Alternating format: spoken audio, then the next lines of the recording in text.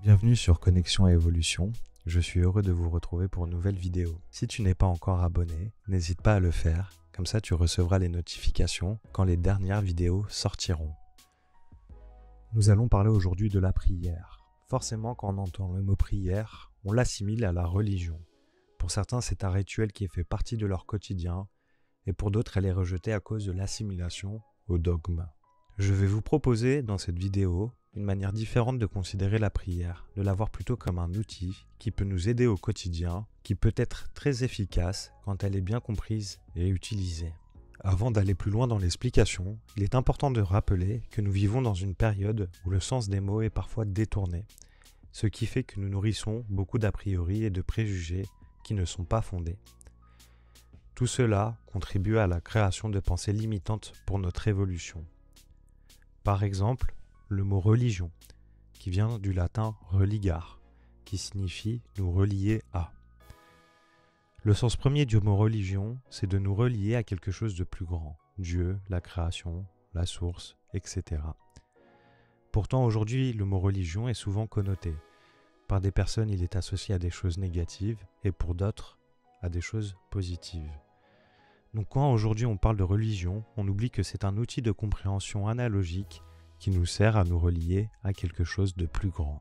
Revenons à notre sujet du jour, la prière. L'ensemble de notre univers est composé d'énergie vibratoire, allant de la matière la plus grossière, comme les minéraux, à des formes plus subtiles, comme l'électricité, et bien d'autres que l'on n'appréhende pas encore. La conception de l'être humain n'échappe pas à cette logique. Nous pouvons interagir avec notre corps au niveau de la matière, mais nous pouvons également interagir sur des niveaux plus subtils.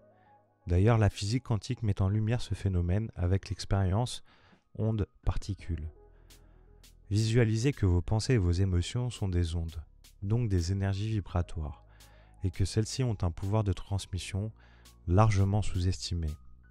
Elle ne peut pas être non plus considérée comme un outil magique, et ce qu'elle permettra de nous aider à réaliser, c'est ce qui est permis par l'univers.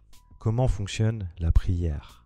En utilisant la prière comme un état de conscience modifié, elle nous permet de pouvoir interagir avec notre environnement et avec l'univers, et par la même occasion de transformer notre quotidien. En adoptant une certaine posture mentale et émotionnelle, nous utilisons nos pensées et nos émotions comme un générateur énergétique vibratoire puissant, capable de transmettre des informations. Pour que cela fonctionne, il faut connecter notre conscience à quelque chose de supérieur, de plus grand, avec un sentiment d'humilité profond. Recherchez en nous les sentiments d'amour et de bienveillance les plus purs pour se mettre en syntonie avec eux.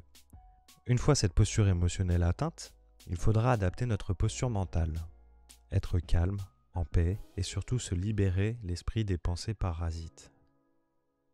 C'est par cet état de conscience modifié que nous allons générer des ondes particulières par la pensée, l'onde cérébrale θ, et entrer en connexion avec l'univers. Quand la connexion est établie, nous pouvons commencer notre prière, nos demandes, nos souhaits. Comment savoir que la connexion est établie ? Un sentiment particulier s'empare de nous, qui peut être subjectif et décrit de manière différente en fonction des personnes. Pour ma part, cela se caractérise par une quiétude profonde, de la gratitude et une tranquillité chaleureuse. Si ce n'est pas encore le cas pour vous, pas de panique, ne vous découragez pas. Cela ne veut pas dire que votre prière ne fonctionnera pas. Le fonctionnement de l'univers est bien trop complexe et beaucoup de paramètres rentrent en compte pour limiter la prière juste à un état de conscience modifié. Vous devez persévérer, ne pas vous mettre de pression et vous concentrer sur un sentiment d'amour et cela finira par arriver tout seul. Les rituels sont-ils importants pour la prière ? Dans beaucoup de religions, de cultes, les prières sont ritualisées, mais ce n'est pas pour autant qu'ils vont définir l'efficacité de celle-ci. Il faut plutôt voir le rituel comme un outil nous aidant à atteindre l'état de conscience modifié. Pour certains d'entre nous, ils vont être nécessaires, et pour d'autres, non. Donc les rituels peuvent être importants, mais ne sont pas forcément obligatoires. Il faut faire avec ce quoi on est à l'aise. Néanmoins, apprendre à ne pas ritualiser la prière nous permet d'avoir une certaine liberté d'utilisation de celle-ci. Y a-t-il des incantations ou des mots précis pour la prière? Les mots qui viennent de notre cœur sont toujours les meilleurs. Vouloir emprunter des mots que l'on ne vit pas, que l'on ne ressent pas, nous pousseront juste à intellectualiser notre prière et feront perdre la dimension énergétique vibratoire liée au sentiment. Dans certaines pratiques, il existe des prières spécifiques, comme celle des coupeurs de feu. De la même manière que les rituels, ce sont des outils qui permettent d'aider à atteindre l'objectif souhaité. De manière générale, l'utilisation d'un mot plutôt qu'un autre ne révèle pas d'une importance majeure, mais peut aider certaines personnes à canaliser.